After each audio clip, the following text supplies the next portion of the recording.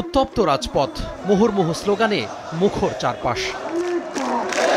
কার্যক্রম নিষিদ্ধ আওয়ামী লীগের লকডাউন কর্মসূচি ঘিরে বৃহস্পতিবার সকালে মিছিল বের করে ইসলামী ছাত্র শিবির। ঢাকা কলেজের সামনে থেকে শুরু হয়ে ধানমন্ডি ৩২ নম্বর ঘুরে ঢাকা বিশ্ববিদ্যালয়ের রাজু ভাস্কর্যে শেষ হয়। সংক্ষিপ্ত সমাবেশ থেকে পালিয়ে যাওয়া শেখ হাসিনার নির্দেশে কেউ নাশকতার চেষ্টা করলে প্রতিহত করার হুঁশিয়ারি দেন নেতারা। খুনি হাসিনাকে দেশে নিয়ে এসে তাকে ফাঁসিতে ঝুলাতে হবে।